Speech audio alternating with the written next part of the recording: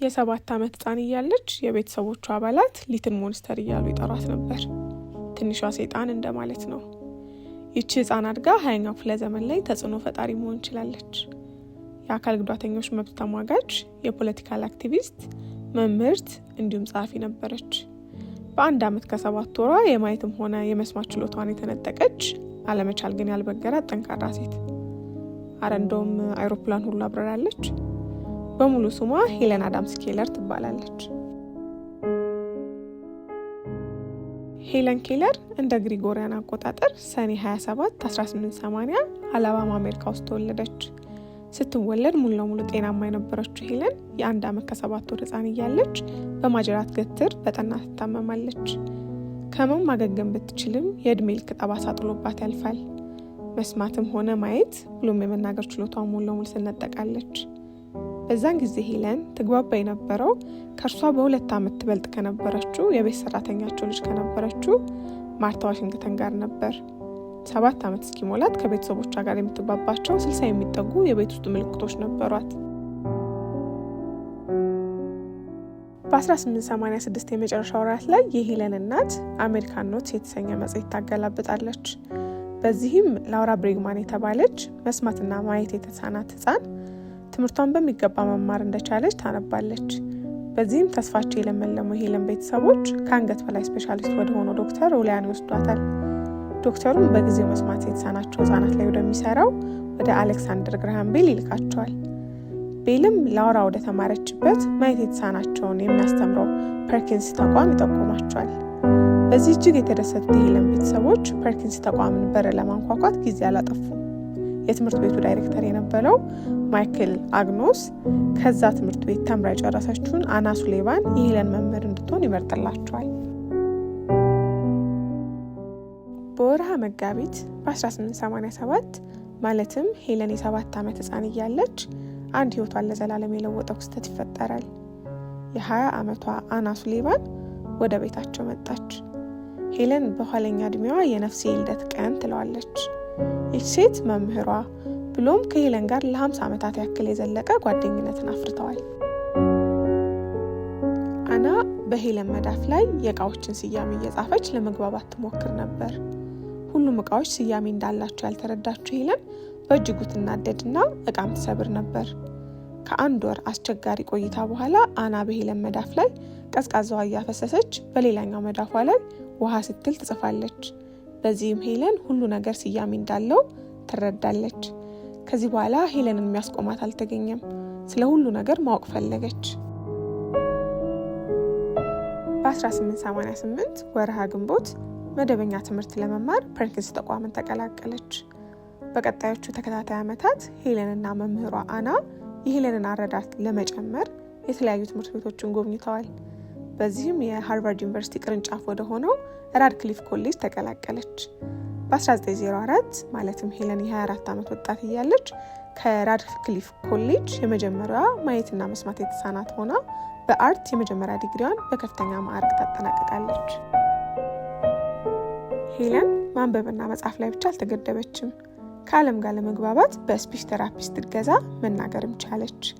ታዶማ የሚባለውን መንገድ በመጠቀምም ይህም ጣቶችን በተናጋሪው ከንፈርና ጉሮሮ ላይ በማድረግ እርግብግቢቱን በመከተል የሚናገሩትን መረዳት ቻለች።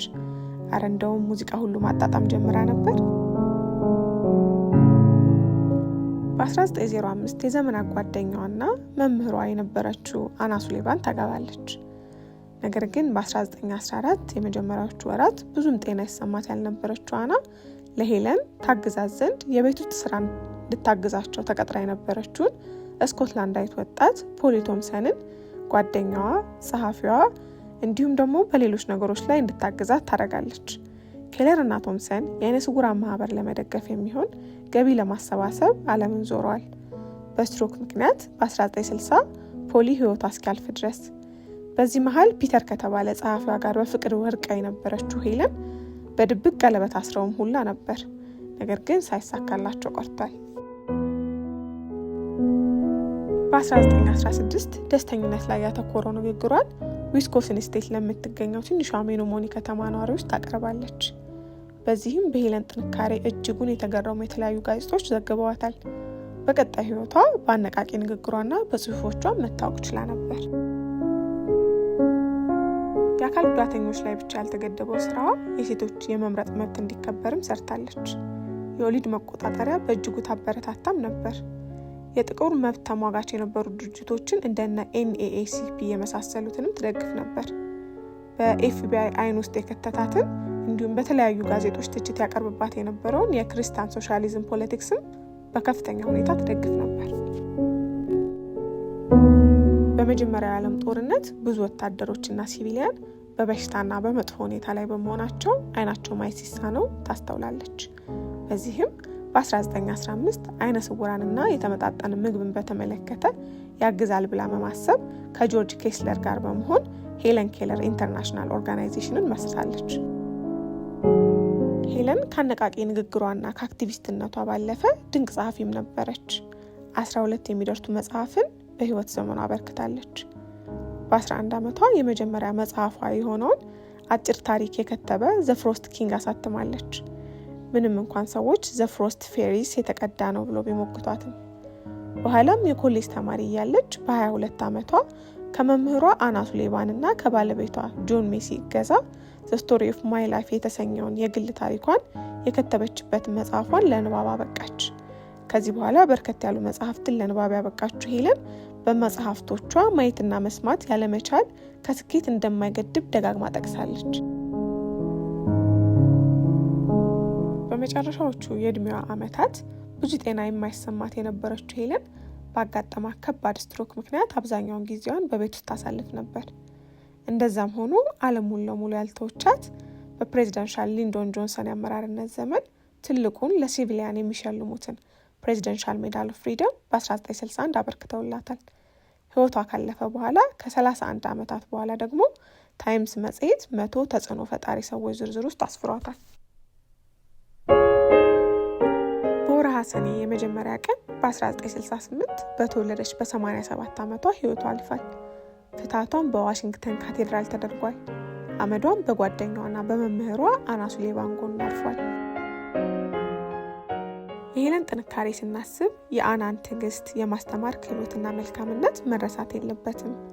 እናም አና ሄለን ከማረፏ ከ32 ዓመታት በፊት ማለትም በ1936 ህይወት አልፏል። ሄለን በህይወት በነበረችበት ወቅትም የአና ወደ ህይወቷ መምጣት ተአምር ነው ትላለች። እውነትም አብዛኛው የሄለን ታሪክ ተአምራዊ ነበር። በ1946 ከሮም ወደ ፓሪስ የሚበር አይሮፕላን ለ20 ደቂቃዎች መሪውን ከፓይለቱ ተረክባ አብራለች። የሄለን ኬለር አስደናቂ ተጋድሎ በዛ ያሉ መጽሐፍትን፣ ፊልም ሰሪዎችን ጭምር ትኩረት የሳበ ነበር። ዘ ሚራክል ወርክ የተሰኘው በዛ ያሉ ሽልማቶችን መውሰድ የቻለው መምህሯ የነበረችውን አና ሱሌቫንን ለማስተማር የሄደችበትን ርቀት የሚያሳይ ፊልምም ተሰርቶ ነበር። በ1919 ሄለንና መምህሯ የነበረችው አና የተወኑበት ዴሊቨራንስ የተሰኘ ፊልም ላይ የራሷን ገጸ ባህሪ ወክላ ተጫውታም ነበር። የሄለን ታሪክ ለብዙ ዶክመንተሪዎች፣ ፊልሞችና መጽሐፍት መነሻ ሀሳብ ነው። በ1962 የኦስካር ሽልማትን ያሸነፈው ሄለን ኬለር ኢን ሄር ስቶሪ የተሰኘው ዶክመንተሪ አንዱ ነበር። ሄለን አይቻልምን የሰበረች ጠንካራ ሴት